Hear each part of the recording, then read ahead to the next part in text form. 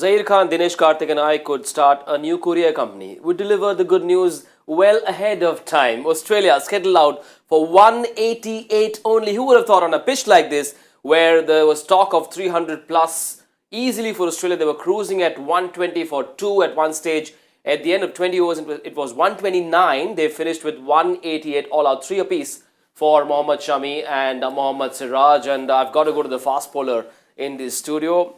Especially Mohammad Shami, the top story of this first innings. He was right on the money. You would have Superb, pleased. superb. Both the fast bowlers. In fact, all four of them. You look at the Wankhede pitch and you see that nice covering of grass, and you see the seam movement being prolonged right throughout the innings. Which was not expected. We are hoping that it's going to be a typical Wankhede pitch where it's going to be batting friendly, but the movement has been persistent. So that's something which was evident. And what was really good to see was the lengths which Indian bowlers bowled, particularly Shami.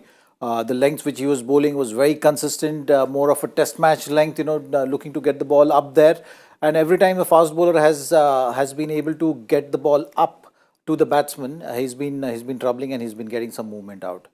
So Australia's point of view, they got off to a good start. They had the platform, but you got to play 50 overs to capitalize on that. And I think they failed to do that, so they will be disappointed with that effort. Mohammad Shami has a big heart, they say, but he was quite a miser today. DK, 30 dot balls in his 6 overs, just 17 runs, of which one of them was a 6 that Inglis hit. So miserly, so on the spot, wasn't he? We always associate Mohammad Shami with the seam position. I think if there is any assistance from the pitch, he is probably the one to exploit it the most, and in many ways the toughest for a batter to face, because he has an uncanny ability to seam not only into the batsman, but a lot of the times away as well. And a couple of the wickets that he got was the one that pitched and went away, and that's what makes him special. That's what makes him really hard to get under when you're looking to score runs if there is a bit of seam movement. And Zach, as he said, Wankhede pitch is a very interesting pitch. It can be very flat a lot of the times. The moment you give a little bit of live grass, it can make the life of a batsman really hard. Also credit to Hardik Pandya, because before the match he spoke about how things will happen every 6 overs, and he seemed switched on, brought back Shami in the 28th over when he knew he needed breakthroughs. If not for that spell from Shami, Australia would have still been batting and they would have been on course to 300 at this stage. Yeah, it looks like a game-defining spell for sure. At this stage, you got to give credit to captain as well to kind of rotate and has that kind of a planning. So he was looking at the game that way. When he's looking at set of 6 overs, he was actually that was a preset plan. Before the game, he was in tune with that kind of a thinking, which opens up your choices of bringing the fast bowler for 3 over spell. And hence, the first spell of Shami was a short one. You not often see a fast bowler with a new ball bowling so little. If you started with a new ball, he's bowled well. It's not that he's not bowled well. He's bowled 3 overs for just about 9 runs. 8 runs, yeah. Yeah, 9 runs. So it's not that he was not bowling well. But that was a preset plan that, okay, we're going to use Shami in this fashion. Maybe in that middle phase of the innings, if the batters are going well, the spinners need a break as well at that stage. And then you bring back your key bowler. So Shami for sure in this lineup is going to be that experienced bowler and someone who can take the responsibility of leading the pack. So Shami did it beautifully today. He started the game well, and then he's continued with that, and that spell was surely the match-defining spell. Were you a bit surprised that he was taken off after those 3 wickets? He got Inglis, Cam Green and Stoinis, and then he was taken off. I think it didn't matter at that stage. You brought back Siraj, and then he's taken those 2 wickets. Yes, what matters is that sometimes those key moments you can let it go as well. If Shami had bowled, it wouldn't have mattered either way. If he had bowled, he would have finished the innings. It's just the call which you take at that stage of the game. What was important was to make sure that you don't let the tail lingering around and get those 30, 40 runs which we often seen, which was not the case. That is important. I think, to have that killer instinct of killing the game there was something which was important, and Siraj did it beautifully there. Yes, you guys spoke about Siraj on Rise of New India, which is a fantastic Cricbuzz original. And you guys have spoken about his journey and where he comes from. But just the sight of him bowling with that upright seam is just a thing of beauty, isn't it? Yes, he is the most improved fast bowler in the recent past. He's carved a niche for himself in this ODI format. I think that's where he's derived the most strength from in terms of performances. He's always looked the part in test matches, but in one days, in the recent past in New Zealand and here against Bangladesh, against Sri Lanka and New Zealand, he's been the best fast bowler. And you can see him using that confidence and moving forward. More often than not, strikes with the new ball. His struggle has probably been a little bit at the back end of the innings. So you have to say Siraj is somebody that they will look at in a very serious manner, and I'd be very surprised if he's not there in the World Cup squad. He looks like the wicket taker that Team India will need at different points of time. And what has been most satisfying about Shami and Siraj is sometimes when you come back in the 30th, 32nd over, it's not easy to pick wickets. Yes, there is a little bit of assistance, but to still make use of that assistance and get 5 wickets in a matter of 5 overs is a lot of skill, and that you have to give them credit for. At one stage, Australia were cruising at 128 for 2. Mitchell Marsh was looking set for a massive ton. We've seen of how players who are set on this pitch can score really big. And then came Ravindra Jadeja, just completely flummoxed Mitchell Marsh, and he just had the guts to just toss it up. And how beautifully did he bowl to get rid of Mitchell Marsh? Well, he was their key batter. He set the tone for them. He was putting bowlers under pressure. So it was very important wicket for India at that stage. And these little moments really matter. And you look at how Jadeja's energy was, just out there in the field. Just before that wicket, actually, he saved that brilliant boundary, running so hard, which again you don't see at Wankhede often. Someone chasing down and stopping a boundary like that. So he's always in the game, and the impact which he brings is always going to go a long way. So Mitchell Marsh was the key batter. Where Australia missed a trick, I felt, was they were not really understanding of the conditions. When you lay the platform, 20 overs, 130 runs, you pretty much have the bowlers on the back foot. Just about then understanding the situation, understanding the conditions, and adapting yourself to that. I think that's where as a batting unit they failed. And you look at that batting lineup, you have proper batters batting till 8. Maxwell was slotted at number 8, so you can imagine the depth in that batting order. You kind of have a preset plan, like just going after the bowling and setting that tempo and keeping at it even if you are losing wickets. Sometimes on days like this, when you know that there is help in the wicket, the bowlers are bowling in the good areas, you got to be respectful of that fact, and just then see that moment off. If Shami's spell, if they had seen at that stage, they would have still probably had enough to bat these 50 overs, and if they had batted these 50 overs, maybe on this kind of a track with this kind of help on offer, they would have created a scenario for them where you feel comfortable. Right now, you know that there is help in the wicket, but you know that you're well short. It's just about batters adapting and applying themselves in these conditions to get the team through. That's the advantage India has at this stage. Yes, one of the many things that ODI cricket has taught us over the years is, one of them is the word anchor. Now, in modern day one-day cricket, you need an anchor who's also a bit of a tonker. Mitchell Marsh could have been that. In a 50-over game, which seems to go on forever and ever, they wanted at least one of these guys to go on, and today it should have been Marsh. Because 70 of his 81 runs came off 4s and 6s, 10 4s and 5 6s. He looked all set for a massive 100 today. Just wasn't to be. Yes. He batted well today, got the runs, but the tempo at which he got, it was hard to be an anchor. An anchor is somebody who plays at a very consistent tempo with low risk shots. And you would agree that in the Australian team, it is probably between Smith and Labuschagne. One of them would probably end up batting the overs. With Mitchell Marsh, he is in many ways the enforcer, the guy who is willing to take those risks, to play those 6s, to hit those big shots. And you can see he's got 10 4s, but he's got 5 6s to go along with it. So literally 70 of the 81 runs he's got in pure boundaries. So he is somebody who likes to hit boundaries. When it comes to playing the anchor, it's all about taking singles, being there, staying deep, making sure you're rotating strikes. So he's done his bit. I think it was the others around him who probably didn't bat as well as they should have. Some very interesting shots is the best way to describe it. Probably went against the grain of what was required in this pitch. So you have to say, in many ways, the Australian batting, barring Marsh, didn't deliver much. I think Marsh, in many ways, did what he was picked for.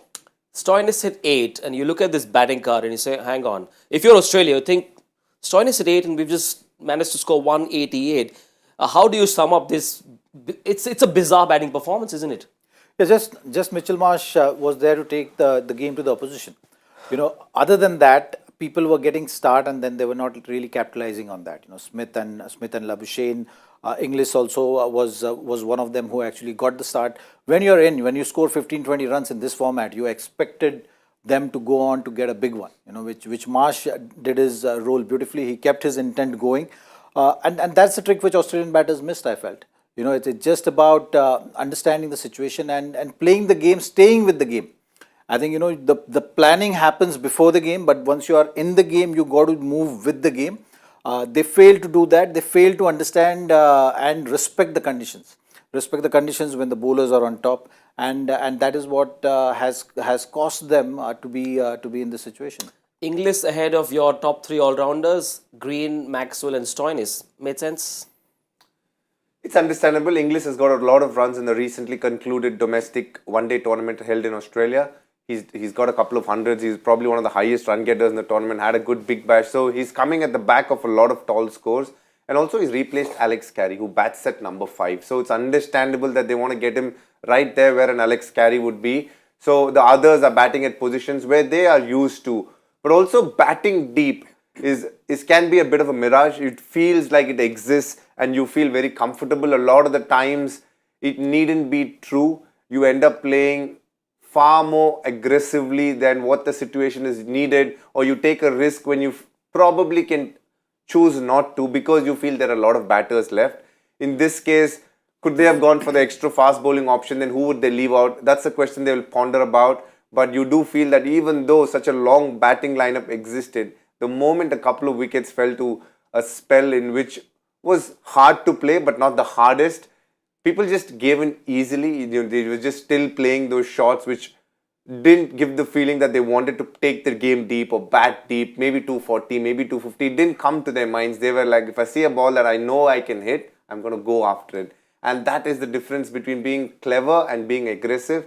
Yes, you want to take the aggressive option a lot of the times, but in a game, in a format where 50 overs is there, when you have 17, 18 overs to play, just 3-4 wickets in hand, sometimes it's good to take the clever option as well. The lesson is spend judiciously, even if you've got a few fixed deposits in the bank. Never know, it might not work. But there's someone else who's paying off rich dividends for India. Shubman Gill has to be spoken about. He's been in terrific form. He's got a double 100 in one-day cricket, a second test 100 recently as well, and 100 in T20 cricket. This guy is batting like a bomb. Now, in India, we tend to use superlatives for young players too soon. I'm trying not to do that, but one school of thought says, from Sachin to Virat, Virat to who? Does Shubman Gill have the ability to compete, to be the next in line after Virat Kohli?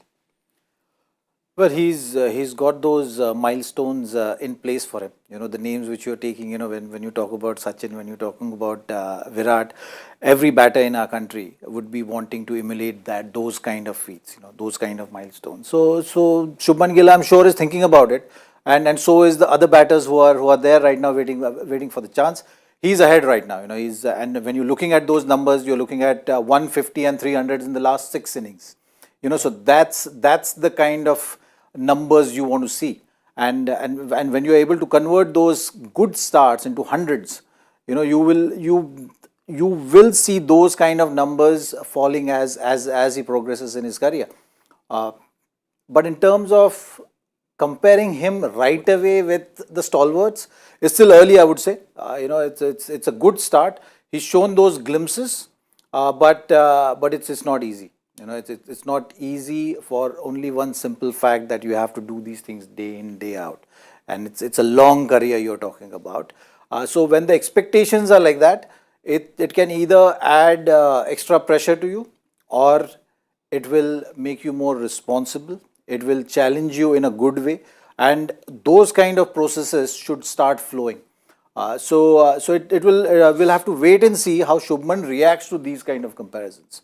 The comparisons are always good, but it can add pressure, and we'll have to wait and see that how he reacts to it. If he reacts to it well and he enjoys that, then you'll see some good results very soon. Yes, we might actually be doing a bit of a disservice to Shubman Gill and to Virat Kohli with this kind of premature comparison. So maybe we should just let Shubman Gill be. Longevity, as Zach said, it could be the key to greatness. But on skill, when he hit that double hundred, the second half of that innings was played on a different planet, a completely different gear. He just seems to have not just the hunger or the skill, but the ability to change gears, doesn't he? Look, I don't think from the time that he played IPL, there was ever any doubt of whether he had skill. He always had the skill. He plays at a very different tempo to a lot of others, but in many ways very similar to the tempo that a lot of consistent players have. He takes his time a bit initially, but then when he gets going, he really, puts his foot on the accelerator. I completely agree with Zach that, longevity in many ways is going to be the biggest challenge with 3 formats, such intense games that he's going to play consistently, and the amount of cricket that's played, those are his big challenges. How is he going to stay healthy throughout all of that? But you do get the feeling when he gets going, he is second to none. He plays spin beautifully. He's got, he's somebody, as we have mentioned before in our previous chats, one of the few people who has added the sweep shot to his already filled arsenal of a lot of shots, which is by the textbook. He wasn't great at sweeping when he played at the start of IPL when I was there in KKR, but today he definitely has a sweep shot. The moment he bowled on the leg stump, he uses the sweep shot. At times when he gets bogged down, he isn't afraid to use the sweep shot to deep square leg and deep mid wicket. So he's learning, he's trying to add shots, which is always a sign of a young guy who is looking to get better. And his off-field ethics are probably unmatched. And that you can compare in many ways to Virat Kohli, because he is somebody who hits the gym regularly, who has a good tab on the kind of food he puts into his mouth. So he is doing a lot of things very, very well. Whether that translates into on-field performance, time will tell.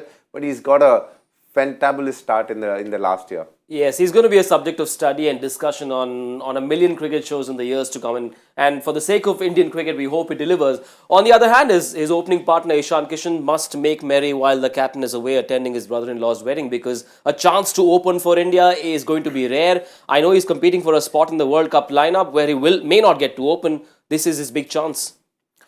Well, he's been consistent as well, so he has made use of every opportunity which he has got at this level, and that's what one should do in Ishan Kishan's situation. You just got to be ready.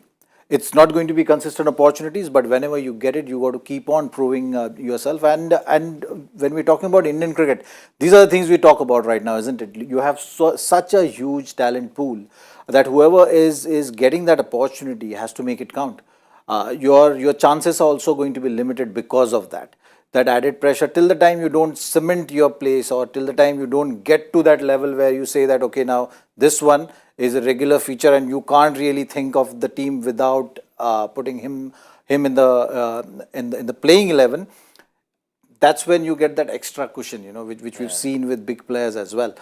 So it's a journey, and Ishan Kishan's journey so far has been good. He's already scored a double hundred in ODIs. He's already shown what he can do at this level. So it's just about making every opportunity count. And the man he's competing with in this 11 is KL Rahul, who could bat or will bat at 4 or 5 possibly. KL Rahul had a pretty good outing with the gloves.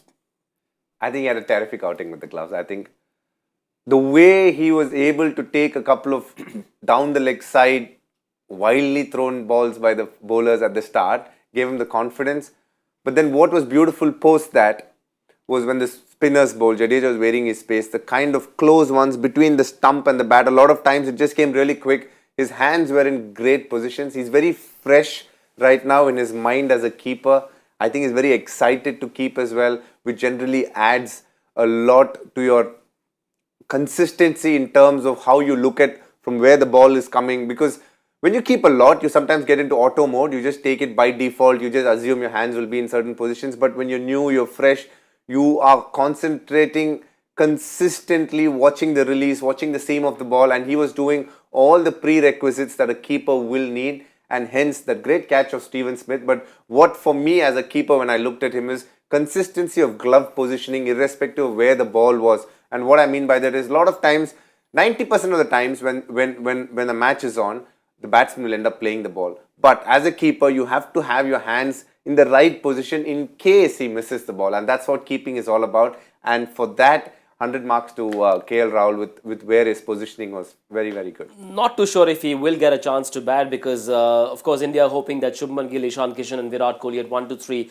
do the job. Just 189 to chase. Zach, who are your 4, 5, 6?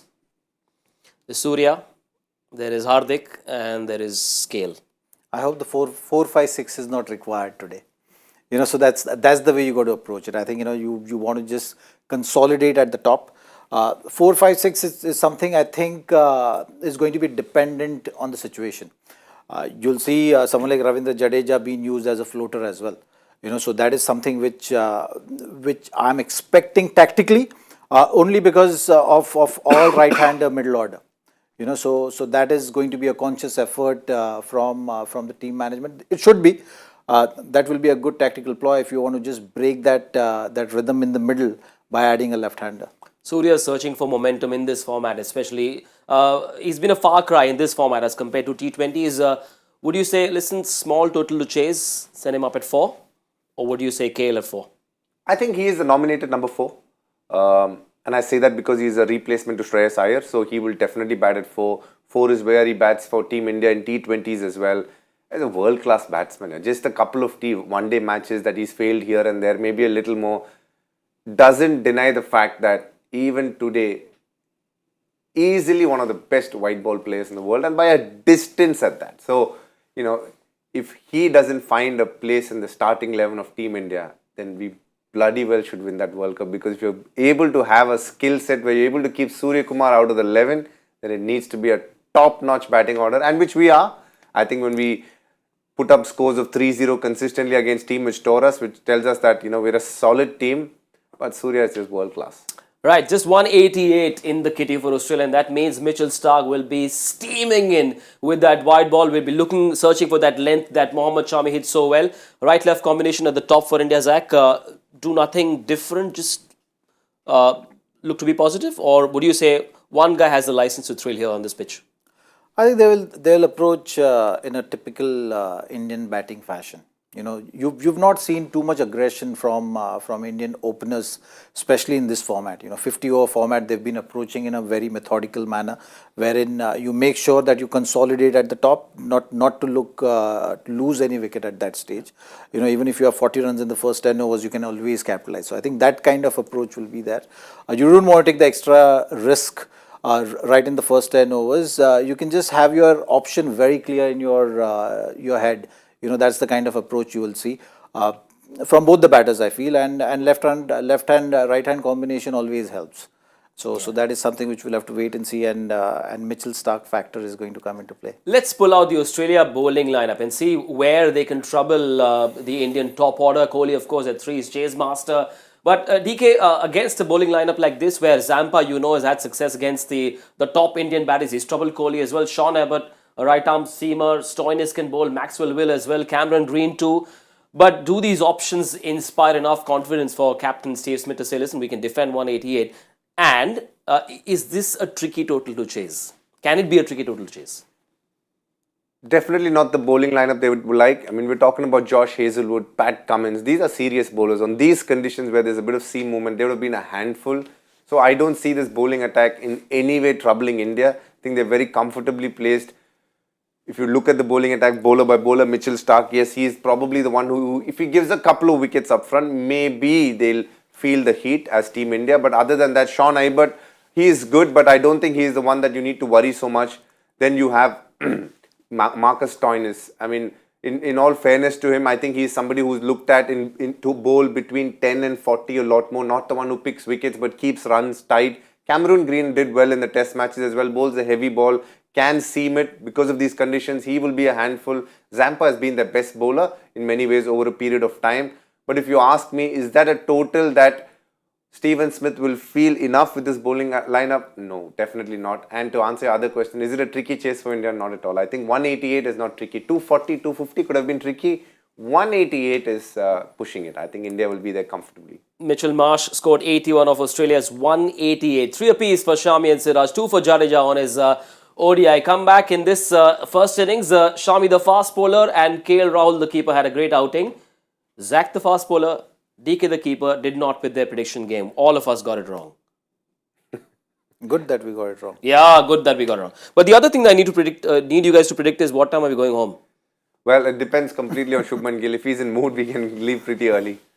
Right, okay, so that is where it is. 189 for India to chase. The top 2 ODI teams in the world are competing in this 3-match series. At the wankhede after the first innings, India will sit pretty and they'll enjoy their evening snack because only 189 to chase with a long batting lineup. India should cruise through, hopefully. Whatever happens, whenever it does, DK, ZK and I will be back on Cricbuzz Live, so do join us then. Possibly discussing an India win.